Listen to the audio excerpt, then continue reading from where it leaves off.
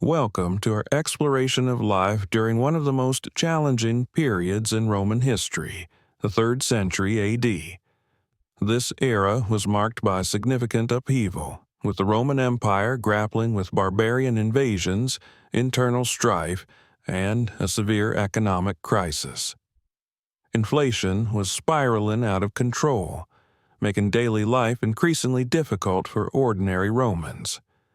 To combat this, Emperor Diocletian introduced the Edict on Maximum Prices, a monumental piece of legislation intended to curb inflation by setting price ceilings on a vast array of goods and services. Today, we'll delve into the lives of 3 individuals from different social classes to see how this economic turmoil affected them and their families. Let's embark on this historical journey to understand their realities better. Theodorus, the tenant farmer. Let's begin with Theodorus, a 30-year-old tenant farmer residing in the picturesque town of Thera on the island of Santorini. Theodorus is married to Euphoria, a 20-year-old woman, and together they have a young daughter named Eudoxia, who is just 2 years old. Theodorus works as a tenant farmer, meaning he labors on land owned by someone else. His entire harvest goes to his landowner in exchange for a stable salary and coverage of his taxes. Theodorus's salary amounts to 150 denarii each week. Let's break down his expenses to see if he can provide for his family. According to historical records and calculations based on the Mediterranean Respectability Basket by historian Robert Allen, Theodorus's family needs approximately 7 kilograms of bread every week. At a rate of 8 denarii per kilogram of wheat, the cost for bread alone totals 35.5 denarii each week. If Theodorus buys bread from a local baker instead of making it himself, the cost increases by an additional 7 denarii. In addition to bread, olive oil is a staple in any Roman diet. His family requires about 200 milliliters of olive oil each week. The cost for this ranges from 12 to 40 denarii, depending on the quality. Opting for the more budget-friendly option at 4.8 denarii helps manage costs. Beans and peas, essential for a nutritious diet, would cost around 7.4 denarii per kilogram. Vegetables and fruits, including cabbage, lettuce, and apples, cost about 4 denarii per bundle. Theodorus would spend roughly 20 denarii weekly on a mix of these items. Other essential expenses include heating, clothing, and tools. Firewood, necessary for heating, costs 30 denarii for 136 kilograms.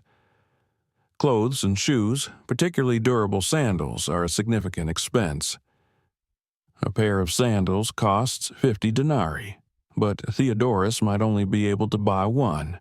Often a common practice as sandals were typically interchangeable. A quality tunic, priced at 500 denarii, is far beyond his means, so he resorts to repairing and reusing his clothes.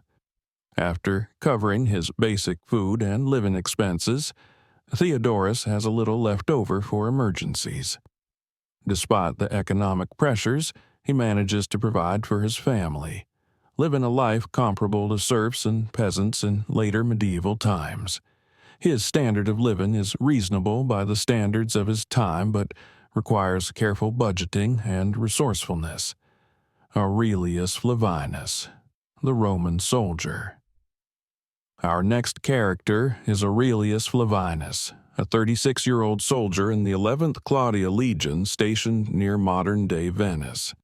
Aurelius, who was born in Illyricum around 266 AD, enlisted in the military at 16, and has served faithfully for 20 years. He has risen to the rank of optio, a position that comes with considerable benefits and responsibilities. Aurelius earns a weekly salary of 69 denarii. However, his income is supplemented by a food pension of 600 denarii annually, and 2 substantial donatives of 5,000 denarii each year from the emperor. As his detachment is on an expedition, Aurelius and his comrades are quartered among civilians, negating the need for personal accommodation expenses. Despite his relatively modest official salary, Aurelius enjoys additional perks that enhance his quality of life. This week, his unit is celebrating the 3rd anniversary of their victory over the Mauritanians. Aurelius spends part of his budget on organizing a grand banquet, including a liter of fine vintage wine for 64 denarii and 300 grams of salted pork and seafood for 74 denarii. He also splurges on 100 grams of imported black pepper for 63 denarii, adding a touch of luxury to their meals. With the remaining funds, Aurelius can save for future needs or purchase additional items during the campaign. His position provides a stable income with opportunities for savings and luxuries, reflecting the elevated status and benefits of a soldier compared to lower classes. Julia Domna, the elite, aristocrat. Our final character is Julia Domna, a member of the elite Roman aristocracy. Julia is married to a prominent senator and enjoys a life of unparalleled luxury. Her family's wealth, derived from extensive landholdings and political influence, allows her to live in opulent surroundings with servants and an abundance of fine goods. Julia's daily life is filled with leisure and extravagance. Her home is adorned with fine art and luxurious furnishings. She participates in high society events and enjoys the finest clothes, jewelry, and cosmetics. For Julia, money is no object.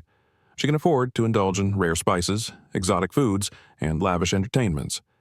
In stark contrast to Theodorus and Aurelius, Julia's life is one of absolute indulgence. She does not have to worry about budgeting or the daily struggle for basic necessities. Her wealth ensures that her family lives in comfort and luxury, highlighting the significant disparity between the classes in Roman society. If you found this exploration of Roman life intriguing, please give us a thumbs up, subscribe, and hit the bell icon to stay updated on our latest historical content. Share your thoughts and questions about Roman history in the comments below. We'd love to hear from you and continue the discussion. Thank you for joining us on this journey through the Roman Empire. Explore our other videos on ancient civilizations and historical topics. See you in the next video.